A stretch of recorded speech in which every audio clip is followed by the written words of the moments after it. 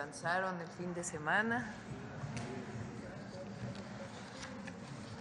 Me da mucho gusto estar con ustedes, muy buenos días. El día de hoy está con nosotros Edna Vega, la doctora Edna Vega, que es secretaria de Desarrollo Agrario, Territorial y Urbano, el ingeniero Octavio Romero, director general del Infonavit, la maestra María del Rocío Mejía, directora de Financiera para el Bienestar, Víctor Hugo Hoffman, director general de Ordenamiento Territorial, el doctor José Alfonso Iracheta, director general del Instituto Nacional de Suelo Sustentable, y Rodrigo Chávez, director general de la Comisión Nacional de Vivienda. Son buenas noticias que nos trae el Infonavit el día de hoy. Vamos a darle la palabra primero a Edna y después a Octavio. Así es. Y luego a los compañeros también, a Rocío y a Rodrigo también. Adelante, Edna. Perdón. Está aquí con nosotros el doctor Saldívar también porque nos va a dar la información a todos y a todas las abogadas, abogados, licenciados en Derecho, maestros, doctores, doctoras, para la inscripción a jueces, las y los jueces, magistrados y ministros. Adelante. Gracias. Si me permiten el…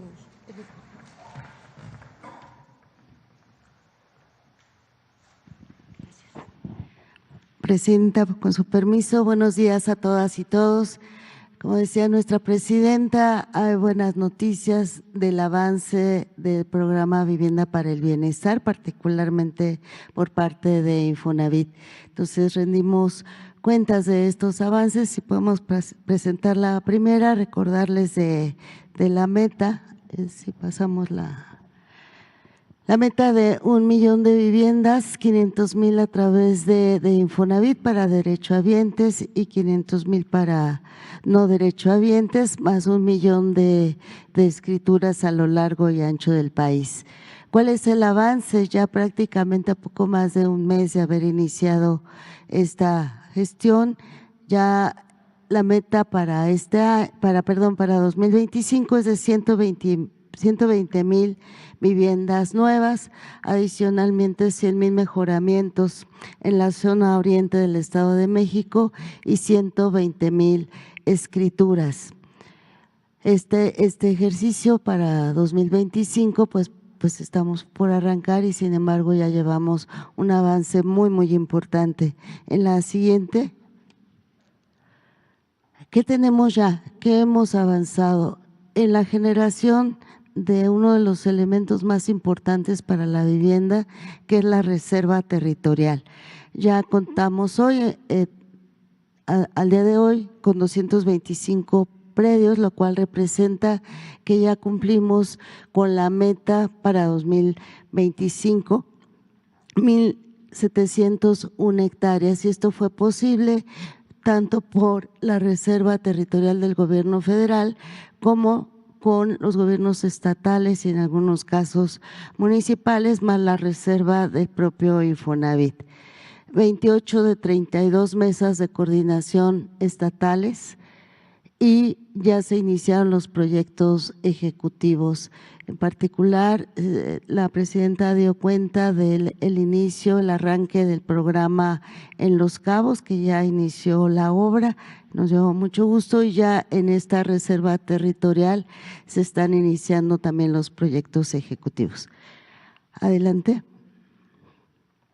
Y en lo que hemos estado en este poco más de un mes, en la elaboración de los convenios con los gobiernos estatales, que tiene que ver justamente con la reserva territorial, pero también con las facilidades administrativas que se requieren para agilizar y cumplir cabalmente con toda la normatividad que se refiere a nivel estatal, municipal, pero que lo que se requiere es hacerlo muy rápido. Vamos a cumplir cabalmente con todos los reglamentos y normas, particularmente ambientales, que se requieran, y ya ese es el contenido del convenio.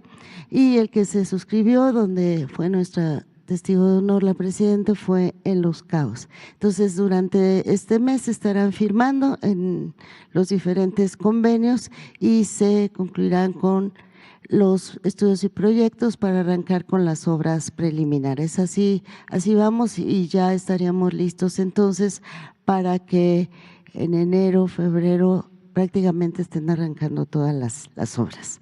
Sería de mi parte todo. ¿Podría pasar la que sigue, por favor?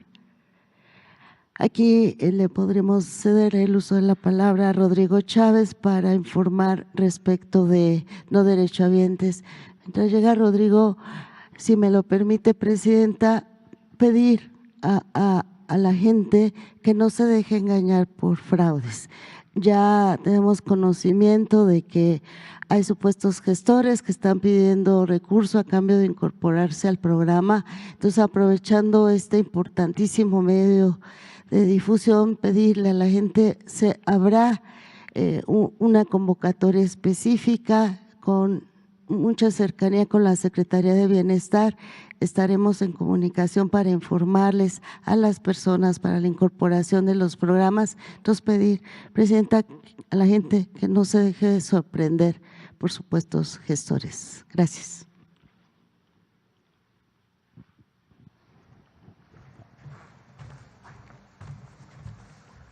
Con su permiso, presidenta. Buenos días a todas, a todos, compañeros funcionarios.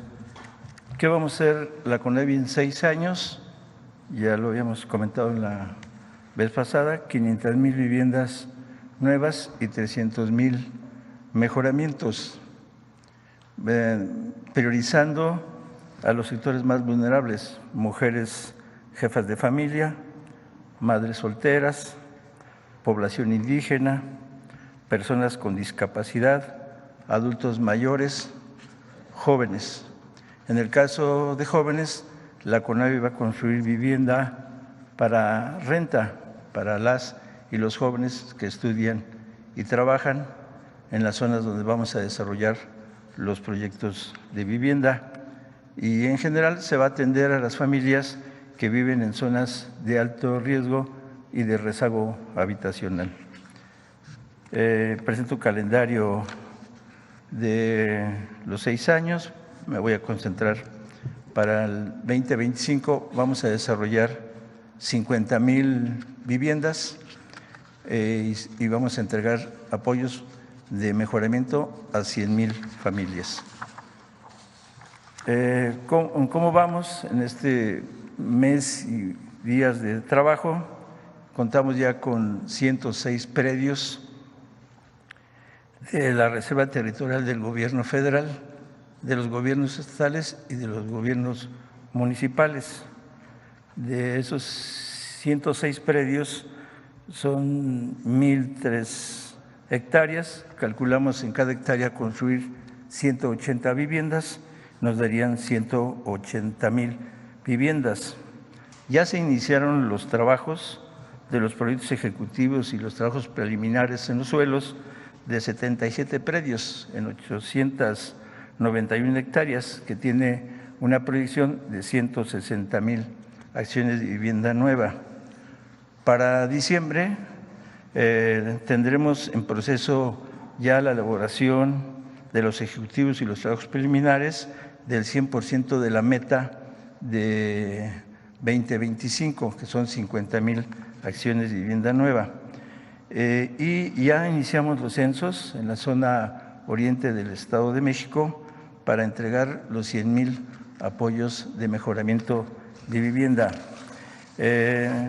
Nosotros vamos a construir como CONAVI las viviendas y va a intervenir la Financiera para el Bienestar para la recuperación de una parte del apoyo. Recuerdan que vamos a hacer créditos de vivienda con subsidio y para eso vamos a realizar un estudio socioeconómico que va a determinar la capacidad que tiene una familia para ver cuál es lo que va a regresar y se va a encargar la Financiera para el Bienestar de toda la parte de la recuperación. Es cuanto, Presidenta.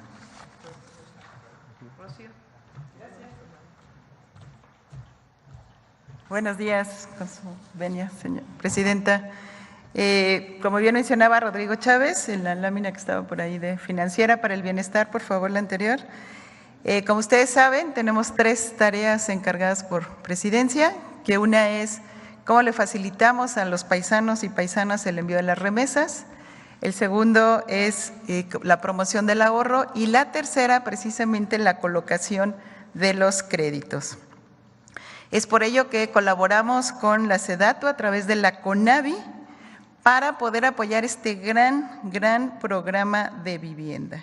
Lo que ya se mencionaba, las personas beneficiarias recibirían su vivienda. En ese momento firman un contrato de crédito con la Financiera para el Bienestar y se les entregará su tabla de amortización. Pueden ir las personas, van a poder ir a cualquiera de las 1,700 sucursales que tenemos en todo el país. En la página go.mx/Finabien pueden ver dónde están las sucursales. Una gran ventaja de usar a la Financiera para el Bienestar es que todos los reembolsos que se reciban de los pagos de estas viviendas se van a ir a un cajón específico de vivienda para que se puedan construir todavía más viviendas. Muchísimas gracias.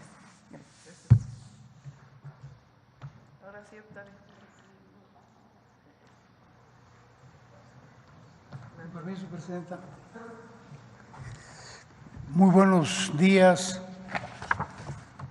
amigas y amigos de los medios de comunicación. Para comentar con ustedes las acciones del Infonavit que tienen que ver con el Programa Nacional de Vivienda y también algunas acciones que tienen que ver al interior del Infonavit y que van a beneficiar a muchísimos derechohabientes. Si me permite, Presidenta. Adelante.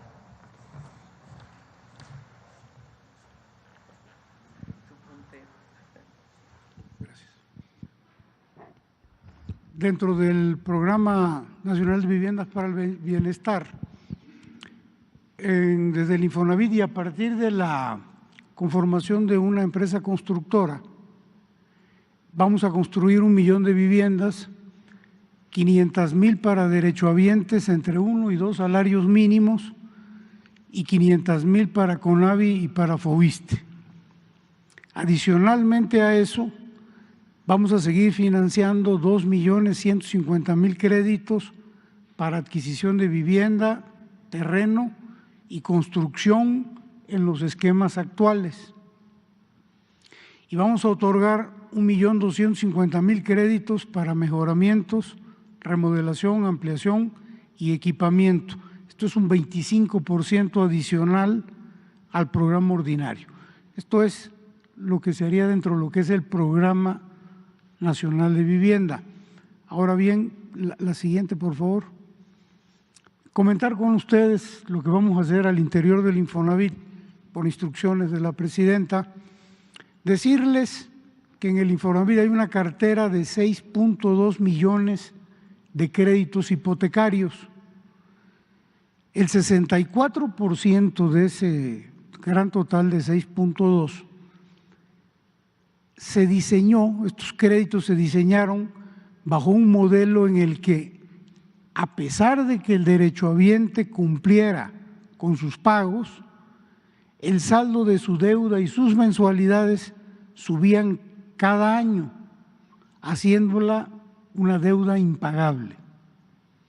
Esta injusticia afecta a 4 millones de familias.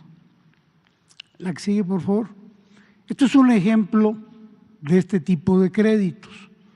A esto se les denominó veces salario mínimo y se dieron del 2003 hacia atrás o hasta el 2013. Entonces, por ejemplo, en el año 1, el derechohabiente recibía un crédito de 249,000 pesos, hacía a lo largo del año un abono a capital de 7,170, pagaba intereses por 20,000, haciendo un gran total de 27,184. Pero al final del año se le incrementaba o se le cobraba o se le cargaba a su saldo la inflación o el incremento al salario mínimo por el orden de 22,357 pesos. Entonces, cerraba el año con 264,000 pesos, que son superiores al crédito que inicialmente se le había otorgado. Eso se repite a lo largo de todos los años y por eso vemos que año con año el monto se va incrementando, de manera tal que el pago a capital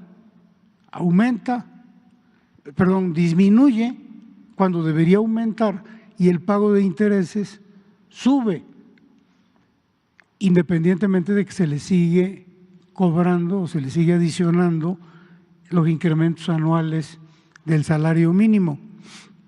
De esta manera vemos que desde el primer año aumenta su adeudo y en el año 30 puede llegar a tener un adeudo de 1,383,000 pesos, después de haber otorgado, haber solicitado o habérsele otorgado únicamente 249,000, es decir, 5 veces mayor al préstamo.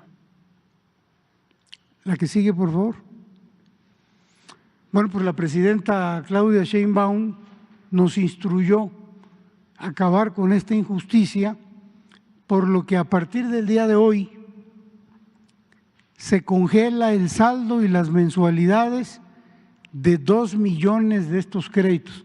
Son 4 millones, 2 millones que entran en el esquema de veces salarios mínimos, se congelan a partir de hoy.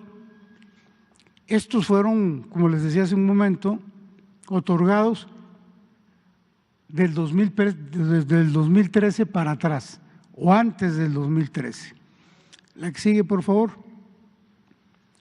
Este es el esquema del congelamiento. En esto consiste el congelamiento.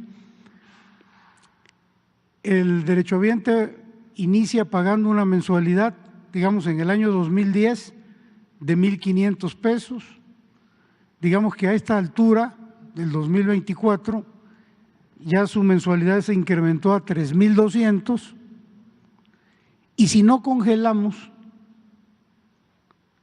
la tendencia es que se incrementa al final hasta 8,615,000 pesos mensuales. Congelamiento consiste en parar aquí la mensualidad y mantenerla hacia adelante. La que sigue, por favor.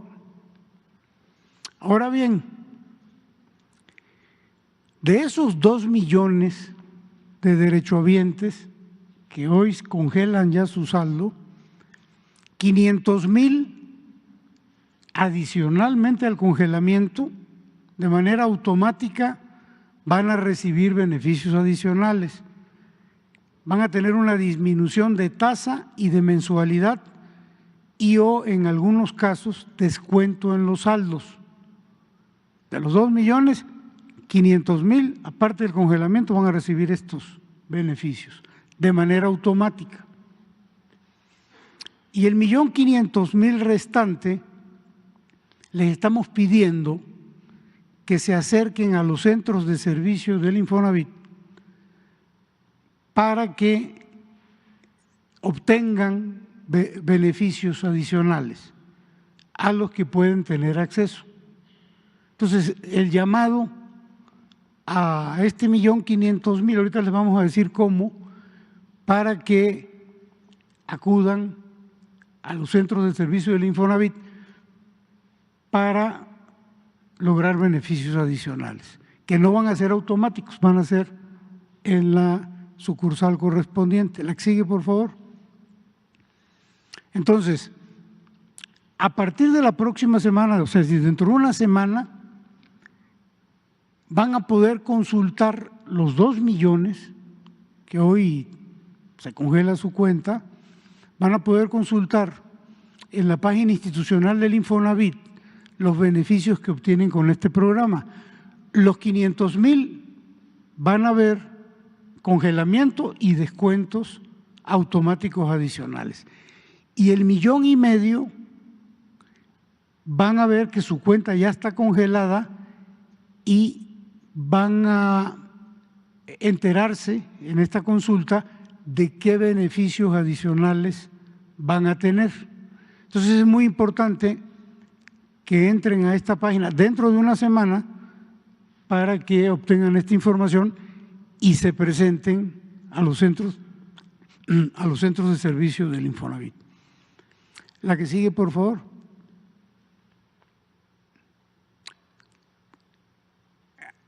Esto que les digo de los créditos veces salario mínimo que se otorgaron hasta el 2013,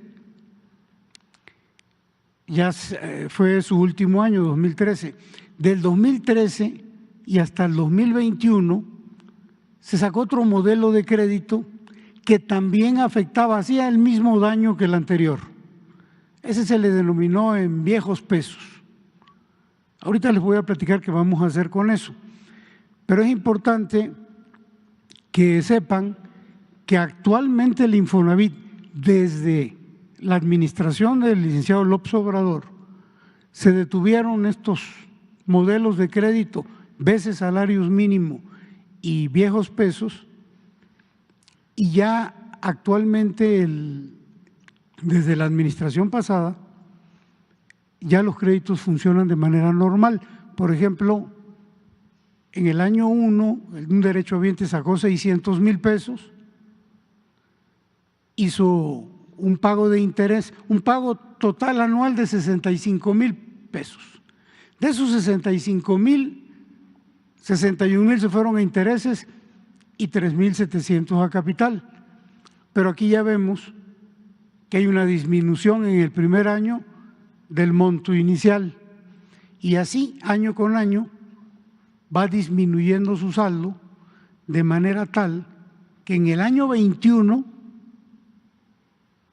ya completó el pago de su deuda y ya es dueño de su departamento. Esos son los créditos que desde la administración del licenciado López Obrador se empezaron a otorgar a los derechohabientes. La que sigue, por favor. En las próximas semanas vamos a proponer un beneficio adicional para los otros 2 millones de derechohabientes. Recuerden que les había dicho que son 4, 2 por veces salario mínimo y 2 con el modelo de viejos pesos, que hace exactamente el mismo efecto, el mismo daño, y que fueron otorgados entre el 2014 y el 2020. Por lo que antes de que termine este año, estaremos beneficiando a 4 millones de familias, de acuerdo con las instrucciones que nos dio la Presidenta de la República. La que sigue, por favor. Pues yo creo que ahí terminé. Muchas gracias. Gracias.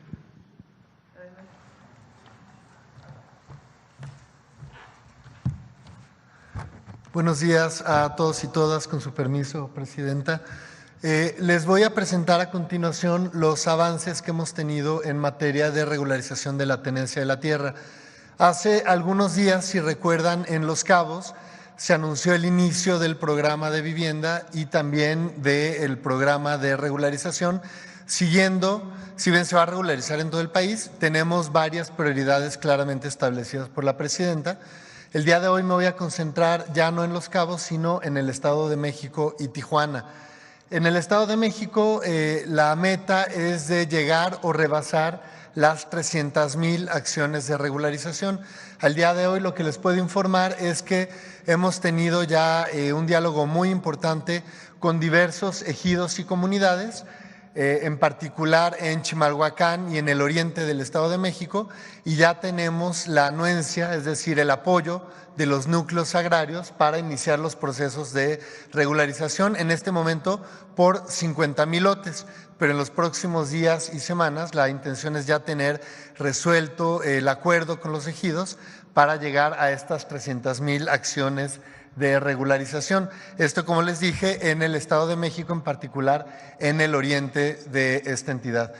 Y en términos de en Baja California, en Tijuana, en días pasados estuvimos iniciando una mesa de trabajo muy importante, una coordinación muy amplia con el gobierno del Estado. Ahí, Presidenta, reconocer el apoyo del gobierno estatal, de la gobernadora en voz del secretario general de gobierno, así como del ayuntamiento en voz del presidente municipal de Tijuana. Se establecieron ya 3 mesas de trabajo y aquí quiero poner en contexto, Tijuana tiene un problema muy relevante en términos de riesgos. Por la orografía de la ciudad, muchas de las viviendas tienen alto riesgo por deslizamiento sobre todo. Entonces, la meta es no regularizar cualquier cosa, se tiene que regularizar únicamente lo que tiene aptitud, el suelo que es apto para que tenga títulos de propiedad. De ese modo, las mesas de trabajo van en varios sentidos, en gestión de riesgos, en planeación y en gestión del suelo para identificar las viviendas que están en alto riesgo, las que requieren algún reforzamiento, las que se pueden regularizar directamente o en algunos casos donde sea necesario impulsar un proceso de reubicación. Y aquí quiero aprovechar para hacer una invitación a los ejidos que se encuentran en la ciudad de Tijuana y que hemos tenido muy buena colaboración de ellos. El ejido Chilpancingo, Matamoros, Francisco Villa, Rojo Gómez y Ojo de Agua, porque solamente de la mano con los ejidos y las comunidades es que vamos a poder avanzar en este proceso de regularización. De mi parte es cuanto, Presidenta. Gracias.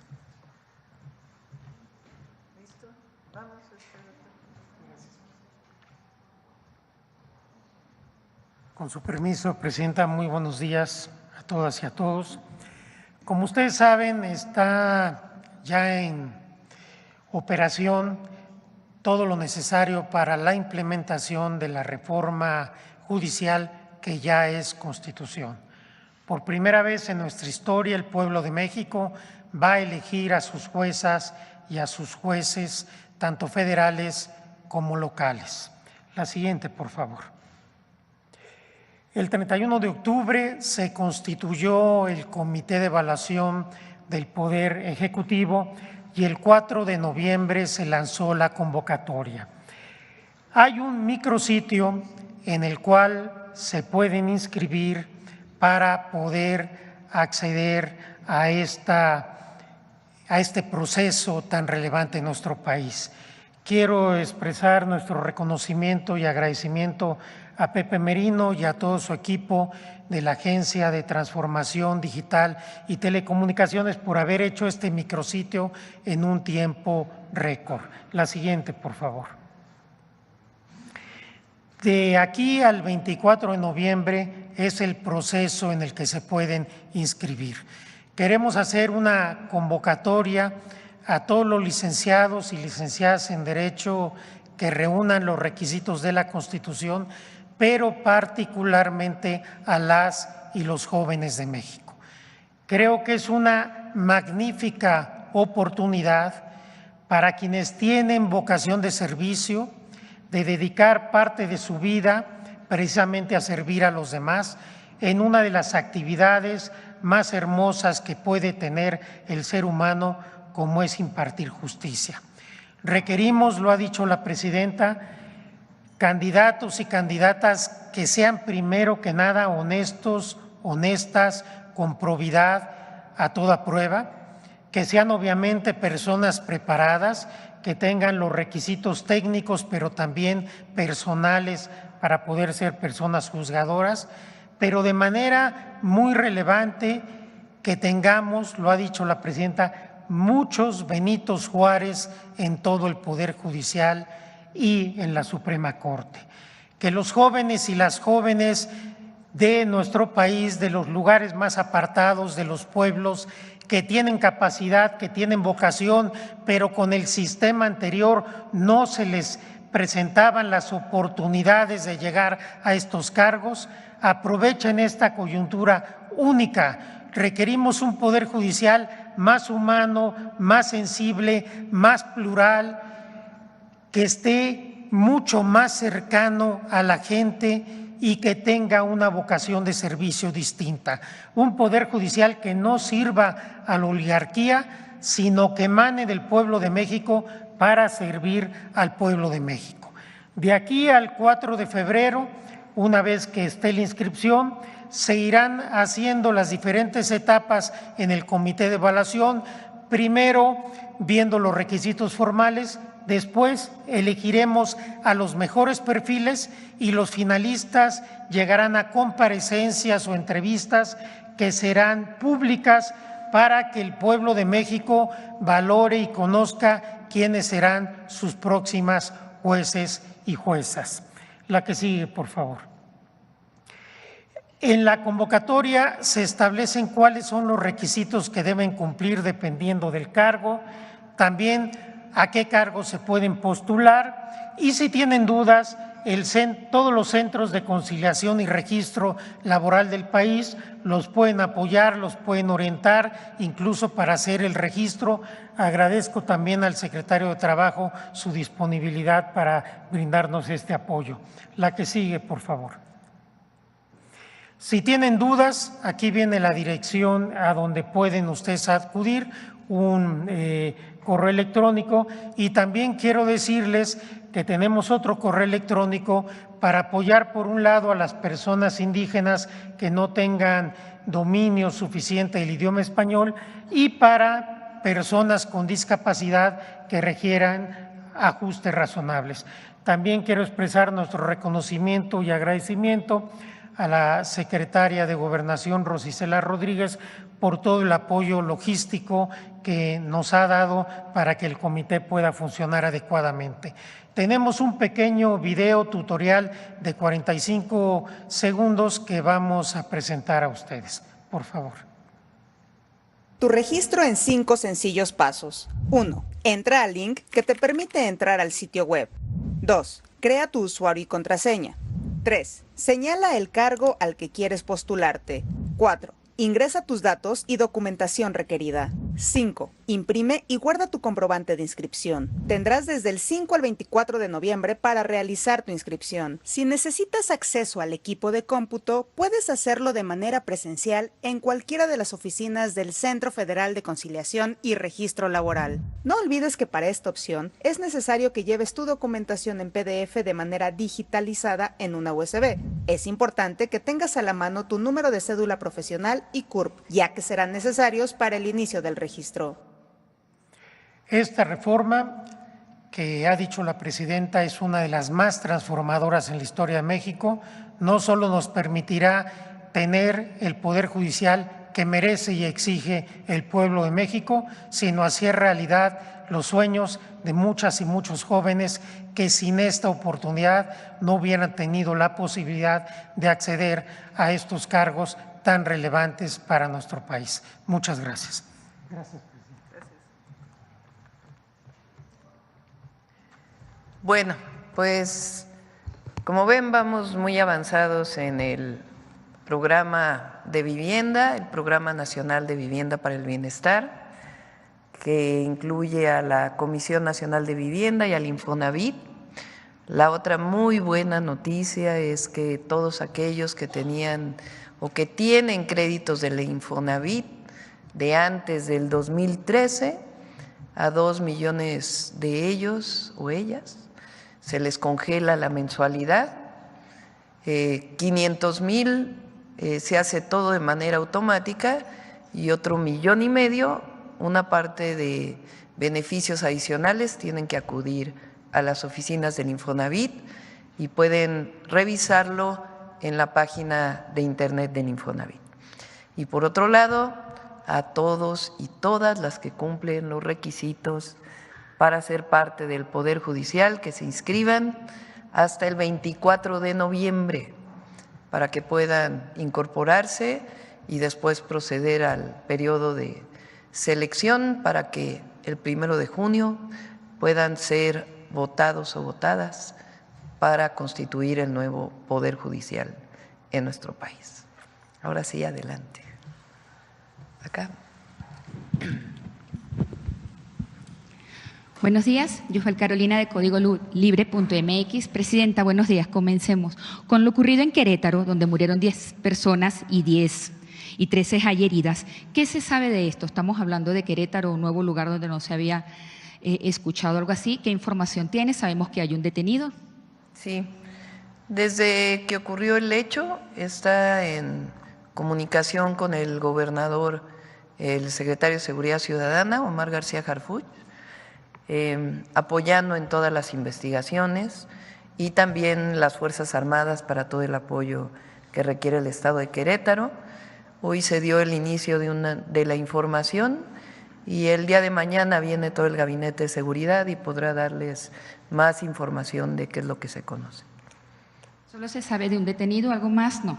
Un detenido y iban por una persona, pero mañana les pueden dar información. Presidenta, el presidente del INAI, Adrián Alcalá, pidió a los legisladores hacer una pausa en el proceso de aprobación de la reforma constitucional y que las y los legisladores puedan tomar la decisión para un mejor México. También ofreció su renuncia al cargo si eso ayudara a evitar la aprobación. ¿Qué opina usted de esto? ¿Se pudiera ir a un debate? Pues depende de los legisladores y las legisladoras. Desde mi muy particular punto de vista, pues ya ha sido discutido bastante este tema y pues ya depende de su aprobación o no por parte de la Cámara de Diputados, senadores y de todos los congresos estatales, pues es una reforma constitucional. Y por último, ¿qué nos puede adelantar? Sabemos que ya se va a dar el presupuesto de egresos de la Federación 2025, pero ¿cómo viene o qué nos puede adelantar, por favor? Ya va a venir. Estamos trabajando de manera muy intensa con toda la Secretaría de Hacienda en una reorganización del presupuesto público que nos permita, por un lado, disminuir el déficit, también aumentar los ingresos para el próximo año y poder cumplir con todo lo que nos comprometimos. Los programas de bienestar que están en la Constitución, el programa de vivienda, los nuevos programas del bienestar y las obras de infraestructura. Entonces, se está construyendo y una vez que sea presentado, es el 15 de noviembre, lo podemos presentar aquí en la mañanera.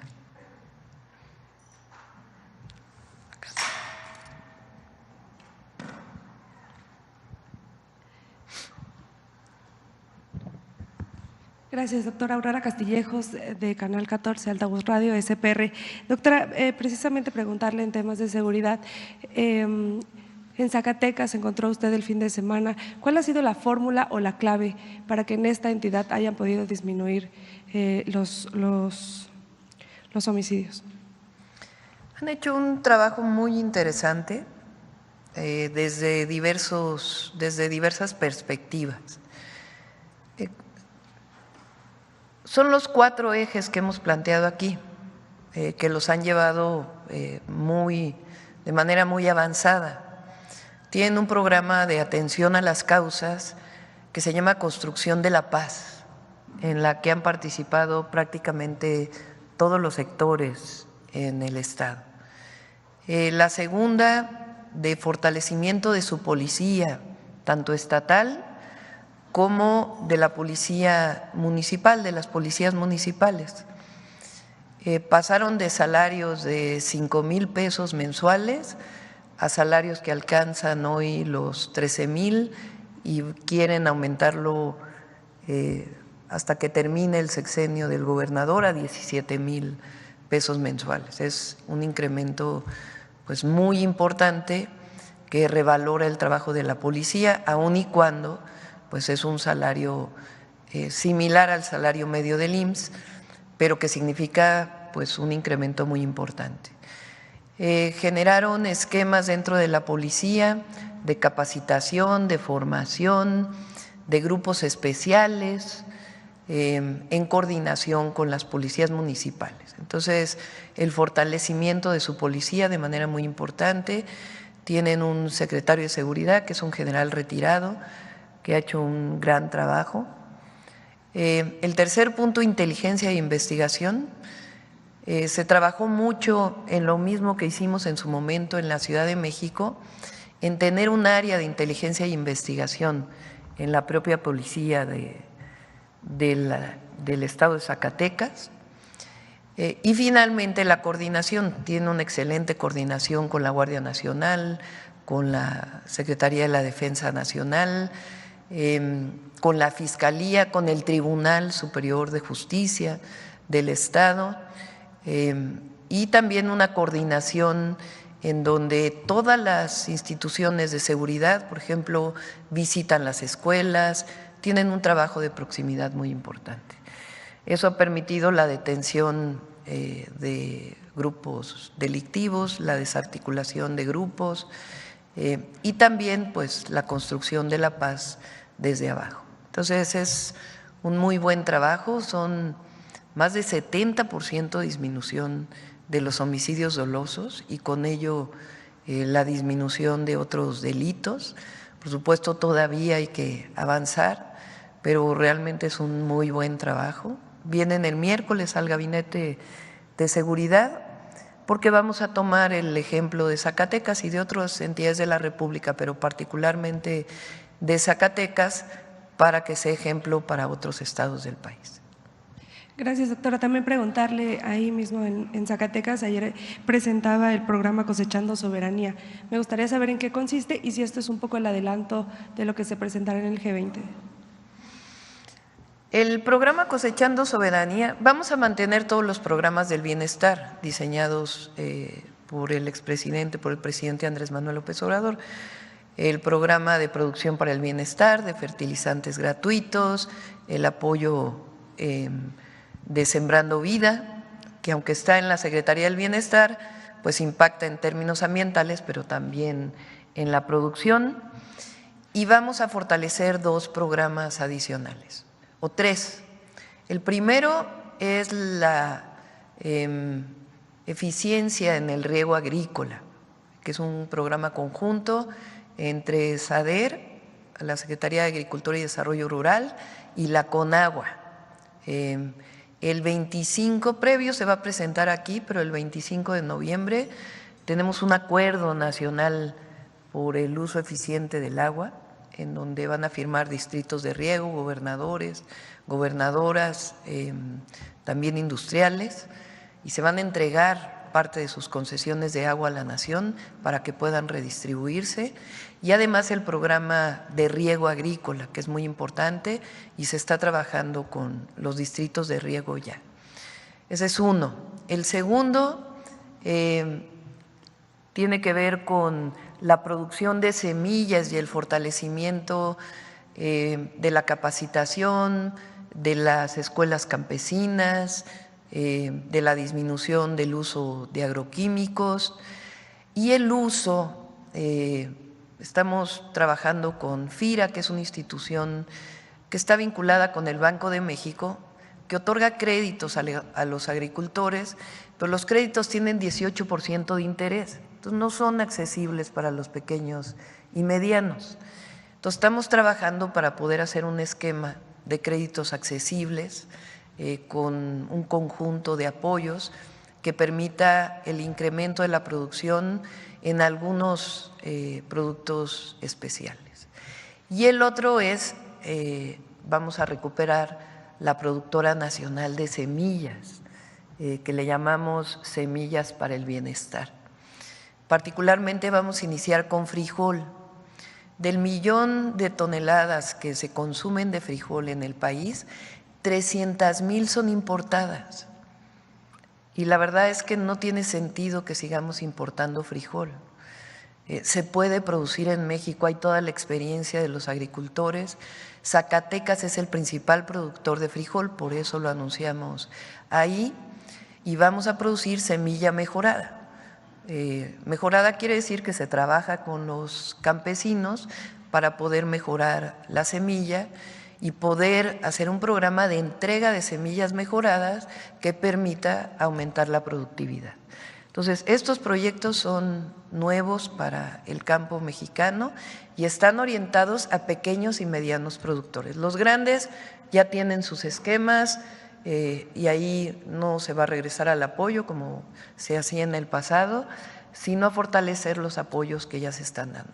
Y la otra es el precio de garantía, que ya venía también desde el presidente López Obrador. Ahora le dimos el precio de garantía al frijol de 27 pesos el kilo. Se está ofertando ahora por los intermediarios, que es parte del problema que tiene el campo mexicano, en 14 pesos el kilo. Entonces, al poner el precio de garantía en 27 pesos, pues evidentemente hace que no solamente lo que compra el gobierno a través de SADER de frijol y después su distribución, sino que el intermediario pues necesariamente tiene que subir su precio. Entonces es de 27 pesos y el maíz es de 6,000 pesos, incluyendo un apoyo en transporte para la tonelada. ¿Qué beneficios adicionales estamos planteando? Pues no solo el apoyo al productor, sino que queremos que los precios al consumidor disminuyan, particularmente aquellos de escasos recursos. Entonces, esta semana vamos a firmar nuevamente el llamado PASIC, que es con empresarios, comercializadores, productores, para que no aumente la canasta básica. El próximo miércoles o jueves, no recuerdo, va a ser esta firma. Pero además estamos fortaleciendo las tiendas Diconsa. Ya no le vamos a llamar tiendas Diconsa, ahora se van a llamar tiendas del bienestar. En estas tiendas pues se va a comprar o se va a recuperar parte de lo que se compre con los precios de garantía, y en vez de que el frijol, por ejemplo, ahora en una tienda de autoservicio, el frijol negro está sobre 55 pesos el kilo. Entonces nosotros queremos que si lo estamos comprando a 27, pues se pueda vender en las tiendas de bienestar a 35 pesos. Entonces es un beneficio para el consumidor de escasos recursos, los habitantes más pobres de nuestro país que adquieren productos en las tiendas del bienestar, y al mismo tiempo el beneficio al productor. Además de otros esquemas de conectar directamente a comercializador y productor y que se evite pues tanto intermediarismo que afecta tanto al campo mexicano. Esos son algunos de los programas. Estamos trabajando con Tabasco, con Javier May, para aumentar la producción ganadera, con crédito a la palabra, y en Campeche para aumentar la producción de arroz. El arroz requiere mucha agua y Campeche es uno de los estados donde hay agua, de los estados que históricamente producían arroz y que su producción ha venido disminuyendo. Entonces, es un programa muy completo para el desarrollo rural y la agricultura, el apoyo a agricultores y la disminución de los precios. Ahora, por otro lado, lo que voy a presentar en el G20 es principalmente el programa Sembrando Vida. La propuesta es, se las adelanto, que disminuya un poco, solo un poco, el gasto en armamentismo. Y que en vez de sembrar guerras, se siembre vida y se siembre paz. De esa manera mejora la calidad de vida de las personas, disminuye la pobreza, se apoya al medio ambiente e incluso disminuye la migración. Entonces es una de las propuestas que vamos a ir a hacer al G20. Perfecto, gracias. La última pregunta, doctora. Ayer por la noche, Donald Trump, el próximo presidente de Estados Unidos, anuncia a Tom Homan como el zar de la frontera. Recordemos que él ya formó parte de su equipo cuando ya fue presidente Donald Trump en nuestro país, y hubo muchísimas críticas porque implementó esta política de separar a los niños de sus padres cuando intentaban cruzar la frontera. ¿Alguna opinión al respecto de este nuevo nombramiento, doctora? Sí, vamos a buscar ponernos en contacto con el equipo de transición del presidente Trump previo a que entre al gobierno. Nosotros siempre vamos a defender a las y los mexicanos que están del otro lado de la frontera, porque además son necesarios para la economía de Estados Unidos. Tenemos datos y vamos a dar la información. Pero de todas maneras es importante pues entrar en contacto, saber qué es lo que están pensando y en la medida de lo posible pues avanzar en una coordinación.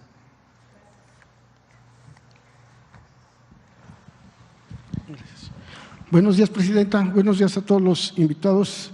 Héctor Latempa, de Puntos Suspensivos Radio, Puntos Suspensivos Comunicación. De antemano le agradezco, Presidenta, que me dé la palabra. Llevo aproximadamente un poquito más de un mes de venir a las conferencias y no había tenido la oportunidad, pero ya agradezco que me haya dado la palabra. Estas siguientes preguntas es para el director del Infonavit, Octavio Oropesa, con respecto a lo que acaba ahorita de presentar. Tengo las siguientes preguntas. ¿Qué otros pasos se están considerando para apoyar a los 4 millones de familias afectadas, más allá del congelamiento de sus deudas, especialmente aquellas cuyo saldo ha aumentado drásticamente? Segundo, para los 1.500.000 derechohabientes, que pueden recibir beneficios adicionales, ¿cómo se les ha definido el proceso de selección y los criterios para acceder a descuentos o reducciones de tasas? ¿Y qué medidas hay para evitar trámites burocráticos complejos? Y por último, ¿cuáles son los planes del Infonavit para lograr que el 64% de su cartera hipotecaria, aún basada en el modelo del caso del crédito en veces de salario mínimo, se convierta progresivamente a un esquema justo y accesible que no ponga en riesgo la estabilidad financiera de las familias? Sí, por favor.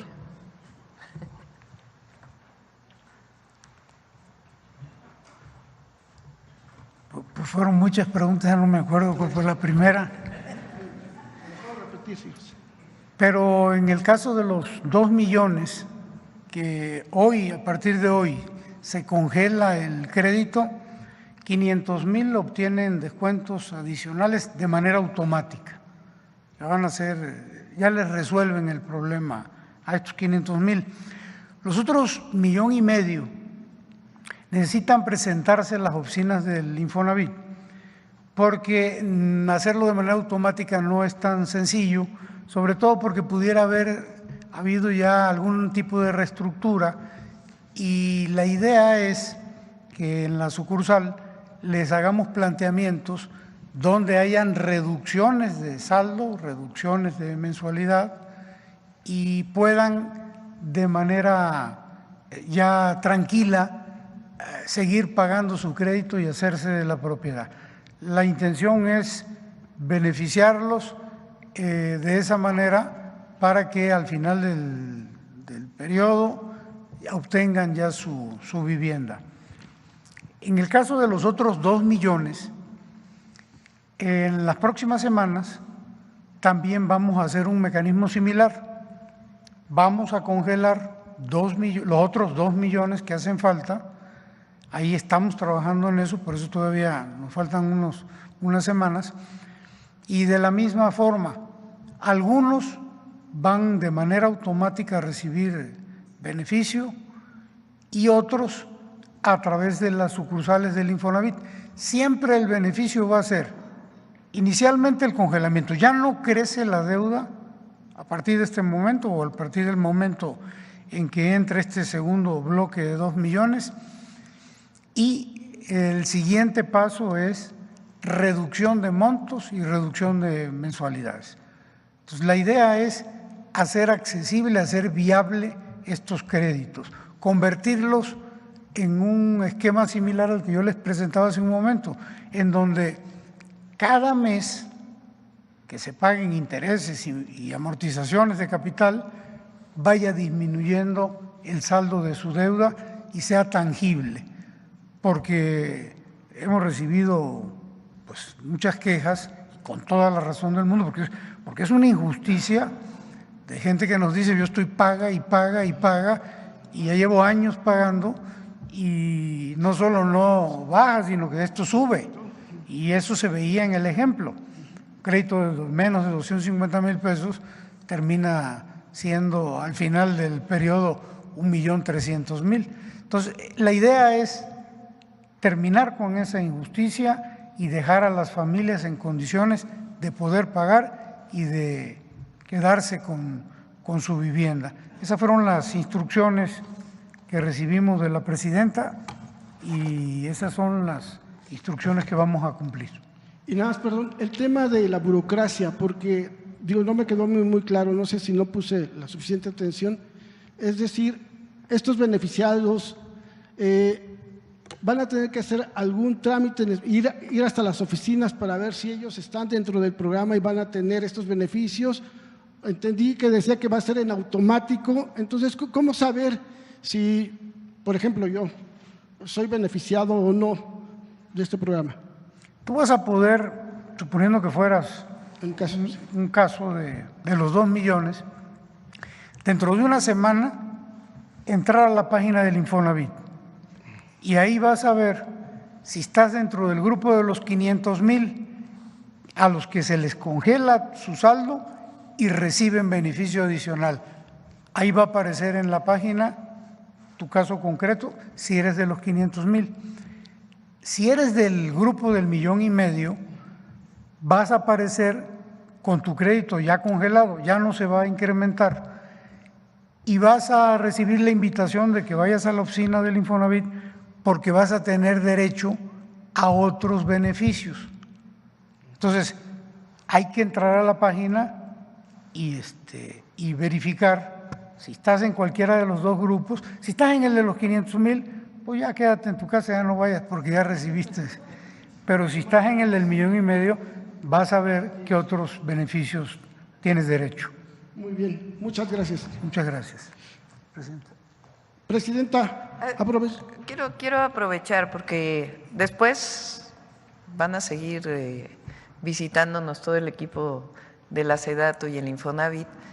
Vienen los beneficios para los que tienen créditos de 2014, es así, ¿no? De 2014 y hasta 2020.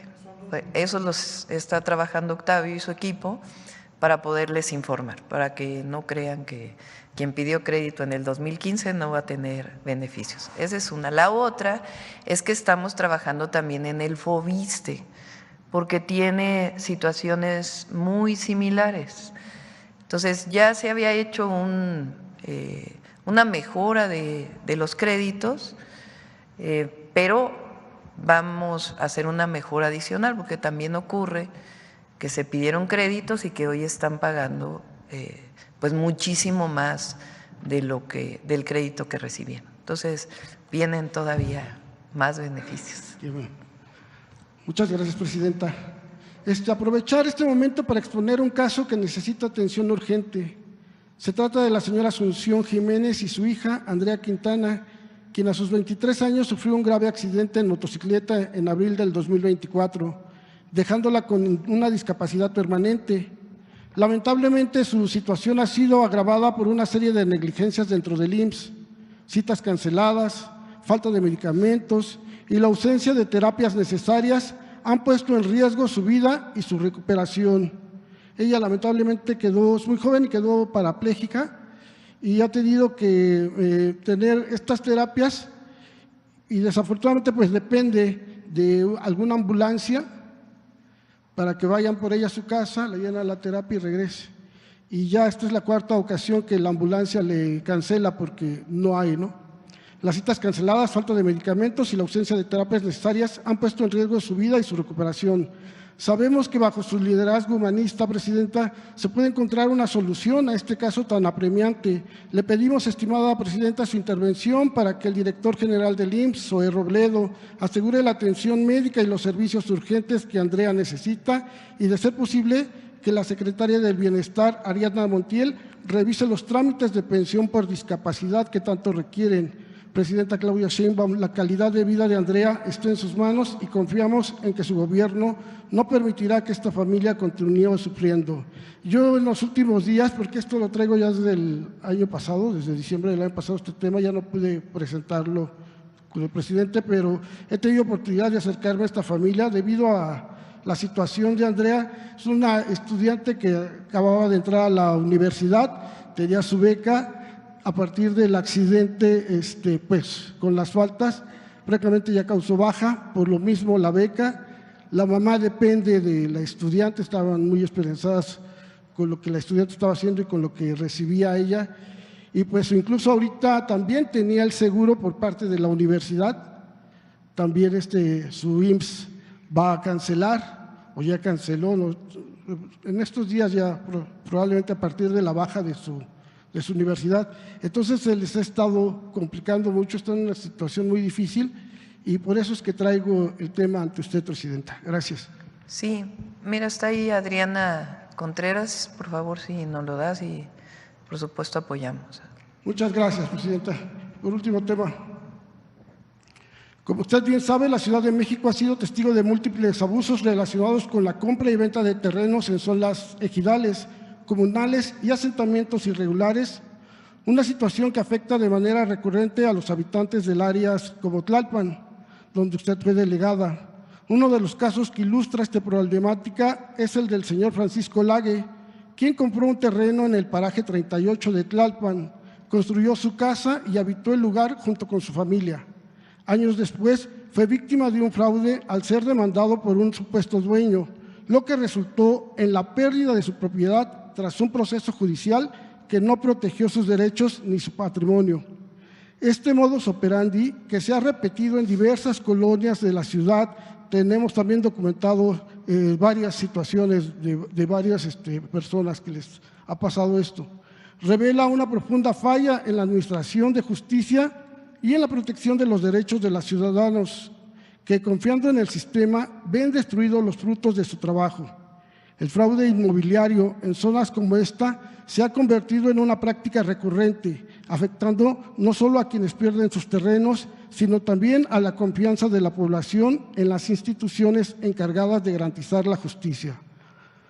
Ahora que fue aprobada la reforma judicial, es fundamental que estos casos sean atendidos con prioridad, ya que se trata de la defensa de los derechos básicos de los ciudadanos y el acceso a una vivienda digna y de su patrimonio.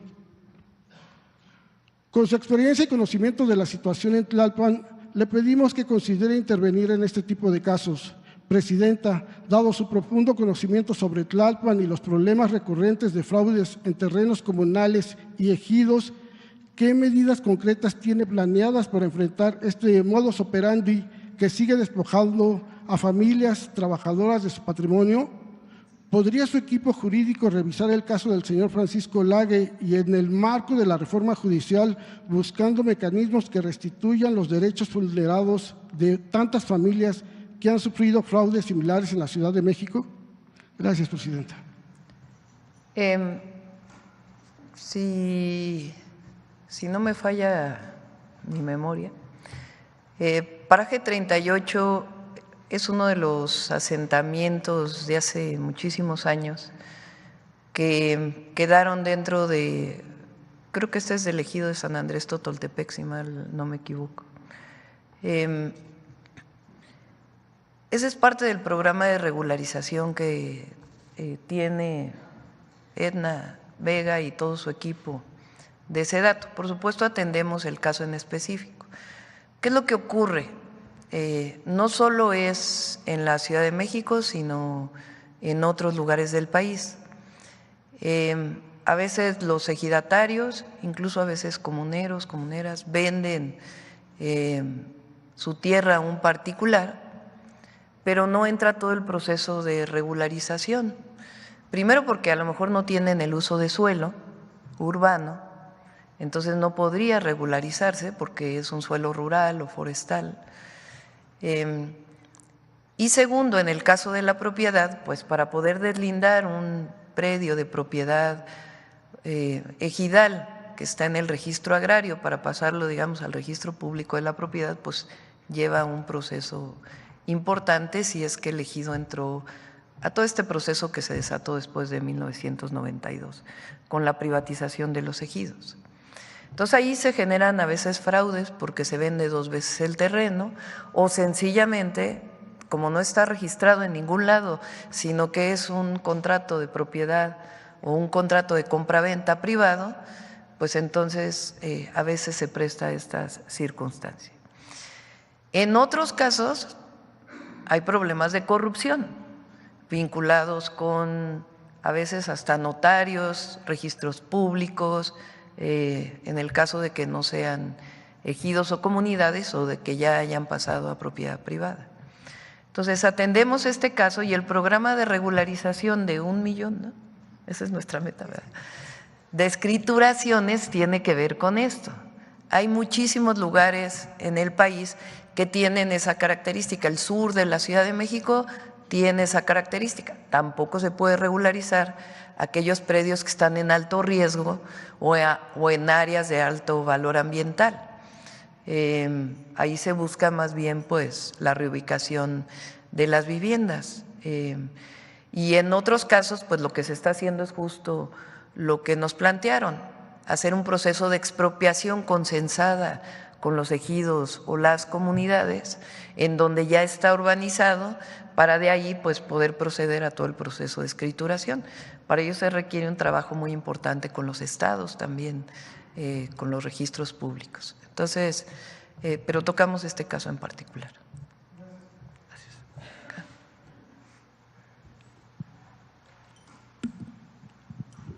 Buenos días, señora presidenta. Soy Yesenia Peralta de Business Energy de Tabasco. Gracias por la oportunidad, es la primera vez que intervengo. Gracias.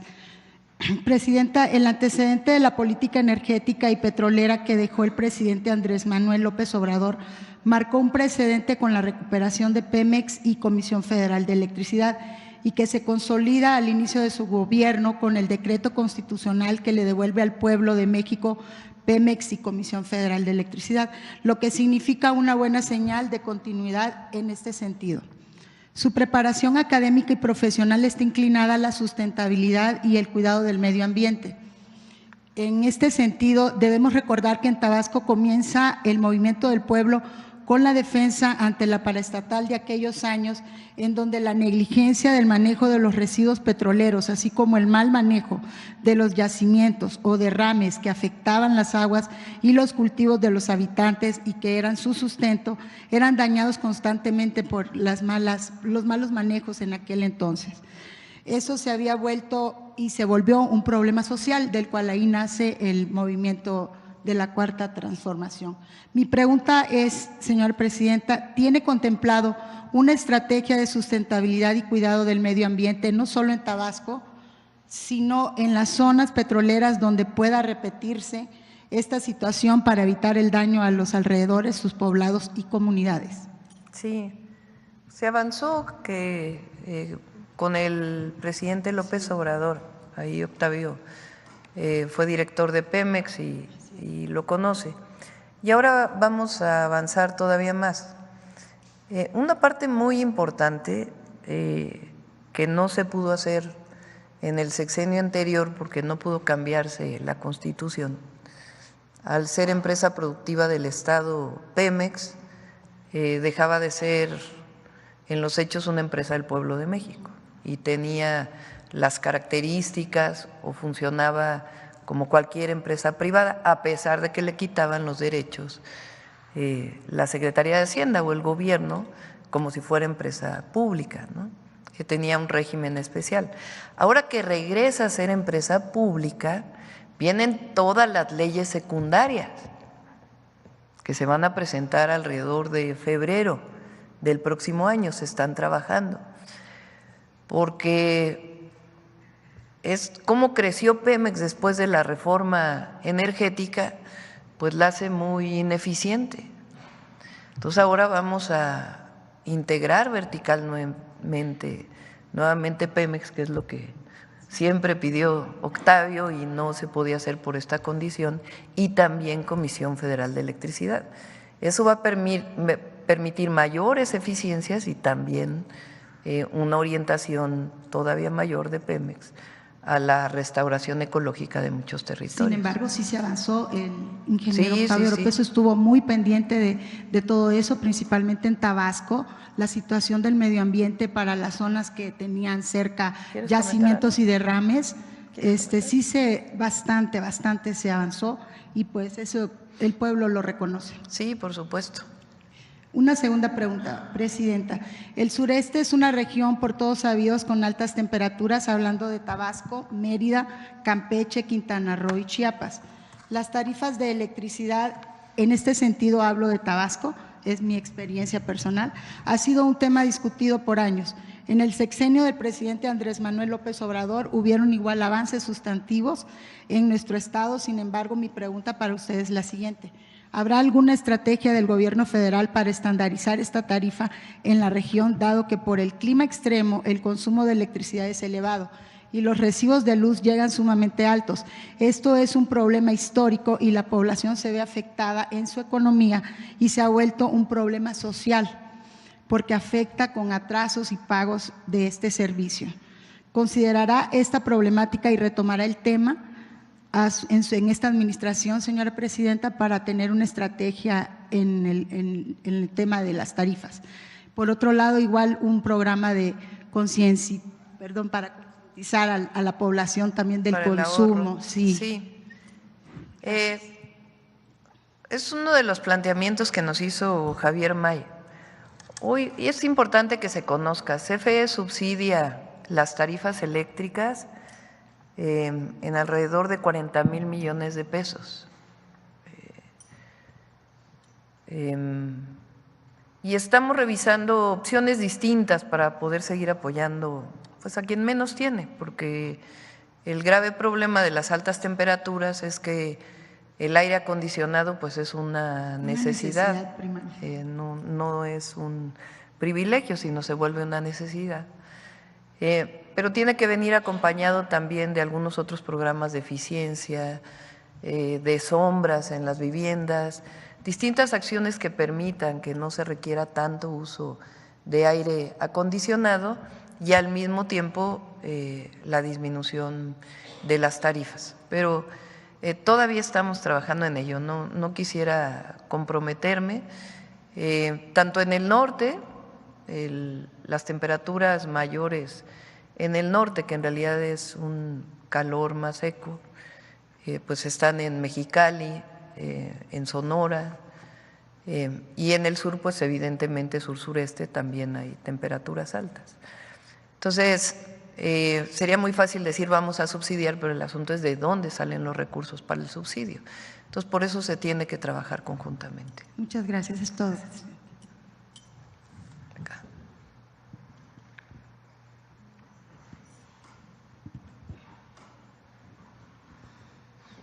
Buenos días, doctora. Gracias por la palabra. Hoy se discute en las comisiones del Senado la iniciativa que mandó para dotar de más atribuciones a la Secretaría de Seguridad y Protección Ciudadana.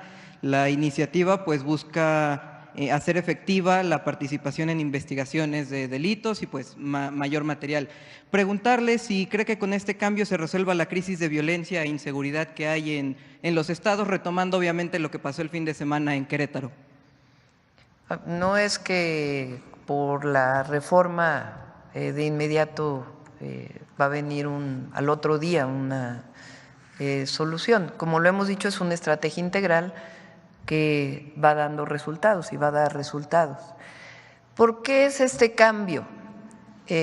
La Secretaría de Seguridad Ciudadana, en la reforma como quedó de la Guardia Nacional, prácticamente su única tarea que le había quedado era la de planeación y algunas tareas de coordinación. Dentro, por ejemplo, de la Secretaría de Seguridad Ciudadana está el Centro Nacional de Inteligencia, cuya tarea principal es la seguridad pública. Entonces eso no quedó establecido en la Constitución y tiene que ser parte de la Secretaría de Seguridad. Y además queremos potenciar o fortalecer las tareas de inteligencia e investigación, que es parte de nuestra estrategia. Entonces, ahora la Secretaría de Seguridad Ciudadana, pues una parte es coordinar, planear coordinarse también con las entidades de la República, coordinar el gabinete de seguridad, pero además pues tiene tareas de inteligencia e investigación y por eso queremos que en este artículo de la Constitución, en el 21, queden establecidas claramente esas tareas. Ahora bien, estos 4 ejes de seguridad que comenta, ¿se están aplicando en Querétaro? ¿Tienen identificados puntos de violencia en este estado? ¿O qué fue lo que pasó este fin de semana que detonó pues varios incidentes que dejaron vidas, lamentablemente? Sí, si me permites, el día de mañana viene el Gabinete de Seguridad y puede explicar con mayor detalle el tema de Querétaro. Se está investigando y hay varias líneas de investigación, pero quisiera que fueran ellos quien informara claramente 2 episodios que ya tuvimos en Querétaro y se está trabajando muy coordinadamente con el gobernador. Y finalmente, aprovechando lo que se va a discutir en el Senado, ¿ya tienen identificados puntos de violencia no solo en Querétaro, sino en todo el país? Sí, mañana se plantea…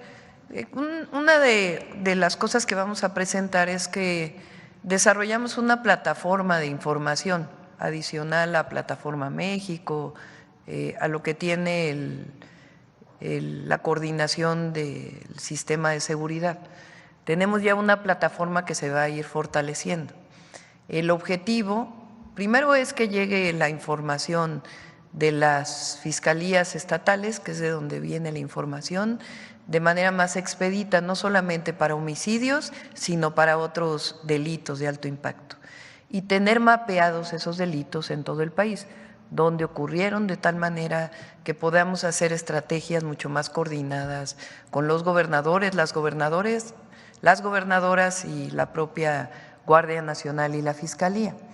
La plataforma hoy nos dice claramente, la vemos todos los días, dónde fueron los delitos, si hay más delitos que el año pasado, que la semana pasada, cómo va los municipios que hemos decidido participar de manera más coordinada con las entidades, donde hay estrategias especiales, qué ha pasado, por ejemplo, en el caso de Sinaloa, que es especial por lo que todos ya sabemos. Entonces, estamos desarrollando esta plataforma. Cuando ocurre un episodio como el de ayer, de inmediato tenemos un protocolo, el secretario de Seguridad se comunicó con el gobernador y también la secretaria de Gobernación para saber qué otros apoyos requiere. Gracias, sería todo y entonces espero mañana para saber más detalles de Querétaro. Sí. Gracias. A ver acá. Buen día, Presidenta. Soy Jonathan Lozada de Chiapas, Máxima FM. Quiero hablar del tema de migración, regresar un poquito al punto. Independientemente de las decisiones que en Estados Unidos se tomen, de los nombramientos que ahí se hagan, pues hay una política migratoria de su gobierno muy clara que la ha planteado aquí, que de alguna manera también pues viene siendo muy similar a la que planteó Andrés Manuel López Obrador en su momento y que ha tenido resultados en reducción de la migración. La realidad de México en cuanto a exportador de migrantes, si así lo podemos decir, pues es muy diferente a la que se vivió en los sexenios de la privatización. Es un número muy distinto, digamos, ¿no? Sin embargo, pues México sigue siendo un territorio de paso de migrantes centroamericanos y en este sentido, pues las decisiones que toma Estados Unidos pues están muy cercanas a afectar de alguna manera el territorio, el país, por ser pues un país que está prácticamente al lado.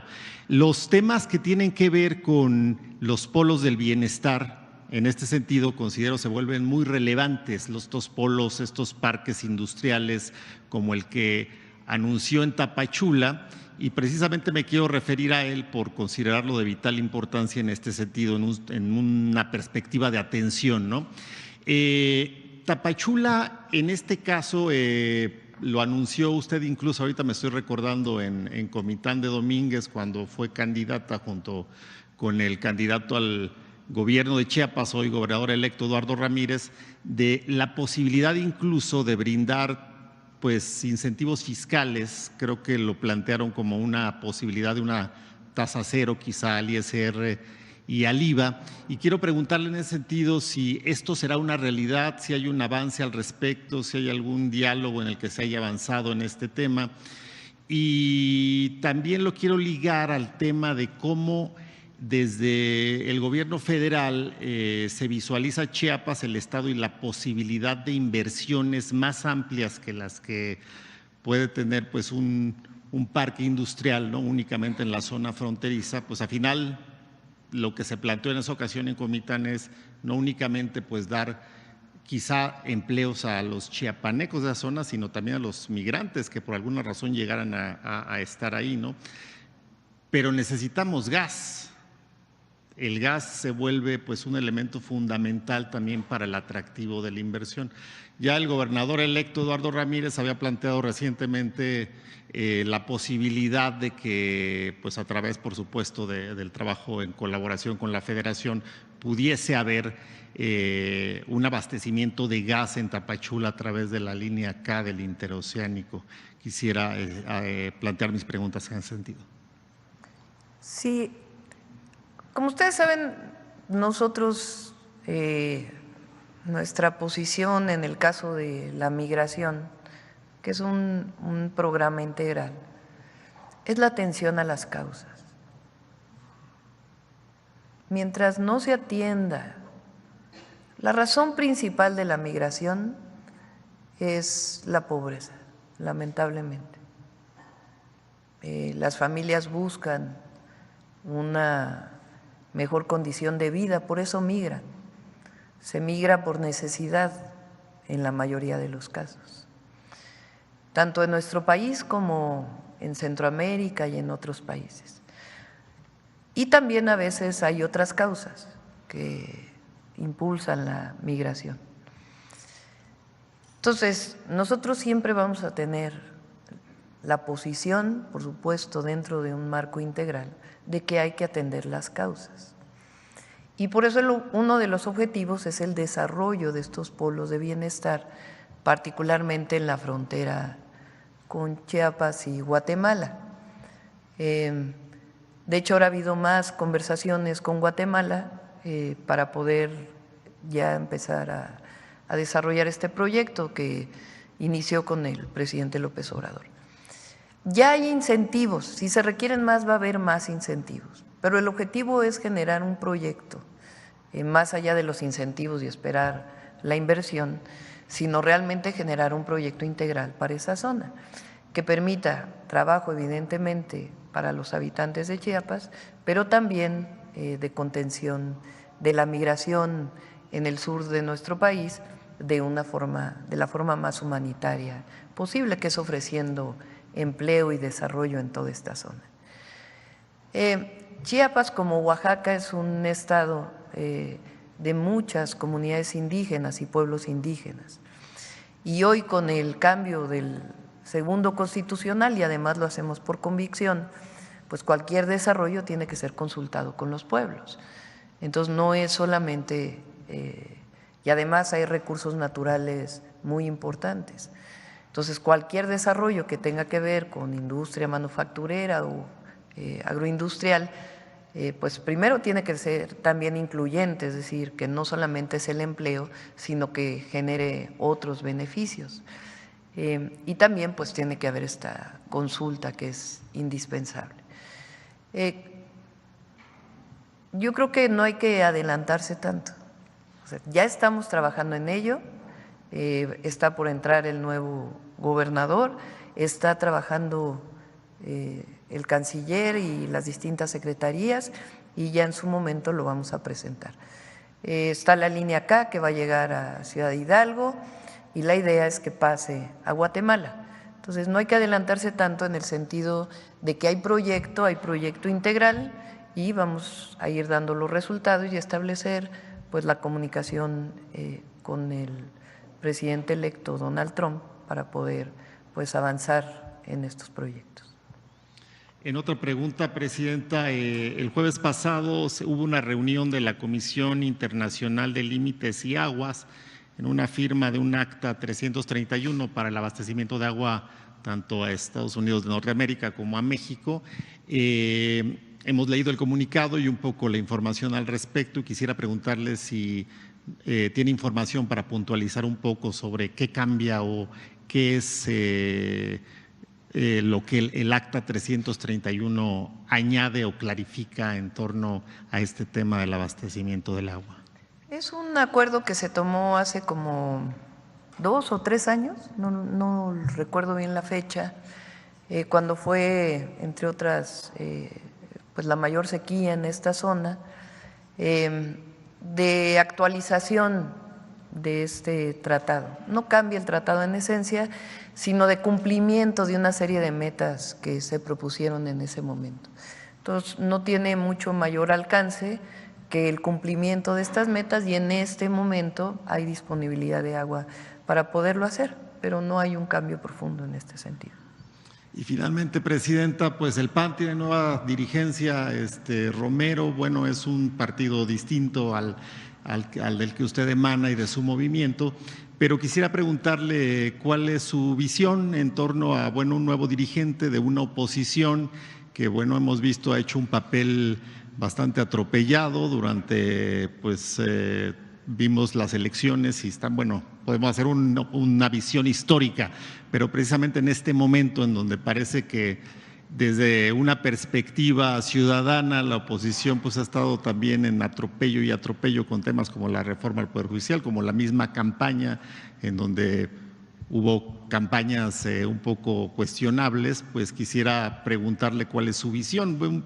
Nos parece que la oposición debe existir en todo proyecto, en todo gobierno, pero ¿qué tipo de oposición es la pregunta? Y con esa termino mi intervención. Gracias, Presidenta. Hay que preguntarle a Calderón qué opina de Jorge Romero, a ver si lo tienen por ahí.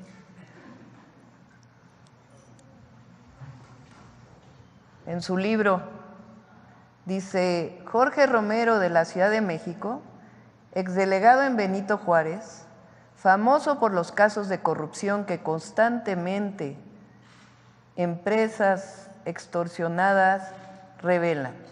Un amigo suyo y sobrino mío me relató que dejó de trabajar con él cuando el propio Romero le confesó que asociaciones de ambulantes y otros le representaban a su grupo ganancias de 7 millones de pesos al mes.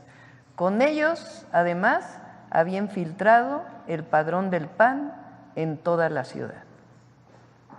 Eso es lo que opina Calderón, que no es precisamente alguien que apoya la 4T, ¿verdad? Es el jefe del cártel inmobiliario, el presidente del PAN. Lo conocimos muy bien en la Ciudad de México. Probablemente no fueron los de abajo quienes revelaron, incluso los propios empresarios, como testigos revelaron el modus operandi de ese grupo muy corrupto de la alcaldía Benito Juárez. Entonces, pues ese es el hoy representante del Partido Acción Nacional. Y es parte del conservadurismo,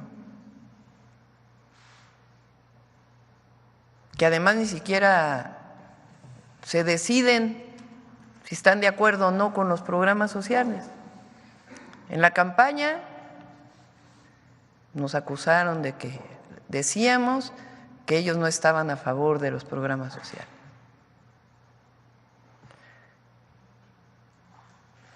Después, ahora cuando se hacen los programas de bienestar o sociales, parte de la Constitución, vota el PAN a favor en lo general. Luego aquí en la mañanera digo, ahora sí están a favor, pero ¿cómo si Marco Cortés dijo hace unas semanas o unos meses que su gran error en la campaña fue decir que estaban a favor de los programas sociales? Y entonces, como decimos eso, pues votan en lo particular en contra. O sea, votan a favor en lo general, pero en contra en lo particular. O sea, ellos están en contra de los programas de bienestar. Pero en particular este grupo que llega hoy a la dirigencia del PAN, pues es un grupo conocido por los propios panistas, pues de estos esquemas de mucha corrupción que nacieron en esta alcaldía. Entonces, pues, así que digan qué renovación tuvo el Partido de Acción Nacional, pues no mucha, ¿verdad? La Secretaría de Gobernación siempre está ahí para dialogar eso, pero sí es importante que pues, se conozca el antecedente, ¿no?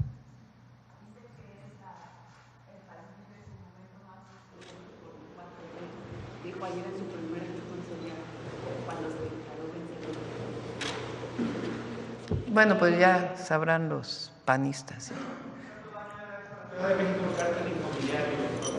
¿Perdón? ¿Qué tanto daño le ha hecho a la Ciudad de México este cártel inmobiliario encabezado por el nuevo dirigente del PAN? Pues en su momento, les platico si quieren muy rápido cómo fue que la fiscal general de justicia, entonces Ernestina Godoy, se dio cuenta de lo que pasaba. Hubo una explosión en un edificio hace años por un tanque de gas y entonces la fiscalía pues tiene que hacer investigaciones de oficio. Entonces empieza a hacer las investigaciones y se empieza a dar cuenta que los departamentos están a un mismo nombre y de ahí comienza a jalar el hilo y se empieza a dar cuenta que en otro edificio también y en otro edificio también. Y entonces empieza a dar cuenta que además violaban los usos de suelo, que si por ejemplo solamente se podría construir 5 pisos, pues hay muchos edificios, particularmente en la Benito Juárez, que tienen 7 pisos, que tienen 8 pisos.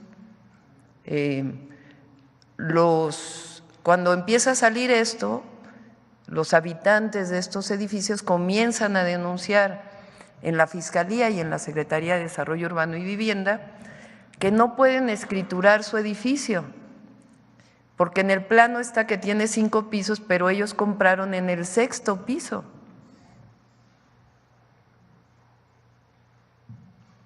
Entonces era inexistente su departamento.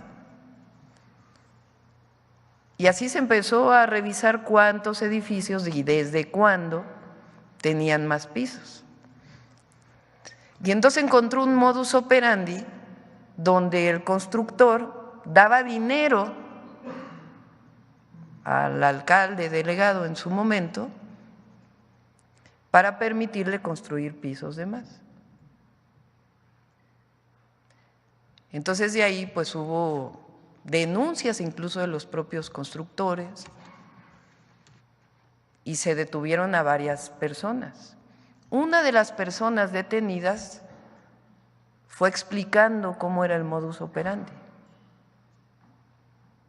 en aquel momento, que era pues uno de los operadores de este grupo de mucha corrupción. Entonces a eso se le llamó el cártel inmobiliario. Y hay muchas personas detenidas. Y esto empezó, entre otros, cuando esta persona fue el delegado de la Benito Juárez. Entonces Calderón, que entonces, ya no sé si Calderón está en el PAN o no, pero incluso Margarita Zavala tiene por ahí una entrevista que creo que le hace Loret de Mola, donde denuncia en Televisa, hace ya años, lo que en la época de Mancera, que en su momento denuncié cuando fui candidata a la jefatura de gobierno, en el 2018 creo, de ese fondo que se hizo para la reconstrucción después del sismo, que se repartieron entre los diputados de entonces, que afortunadamente se pudo parar en aquel momento y ya se evitó que se hiciera ese fondo, pero todavía pudieron hacerlo. Es decir, los propios panistas los denuncian por este pasado de corrupción. Entonces, pues eso es lo que llevó a la dirigencia del PAN. Y diálogo, pues siempre van a tener ahí con la Secretaría de Gobernación, pero también es importante que se conozca, que se sepa. Bueno, vamos a cerrar con vida saludable de los lunes.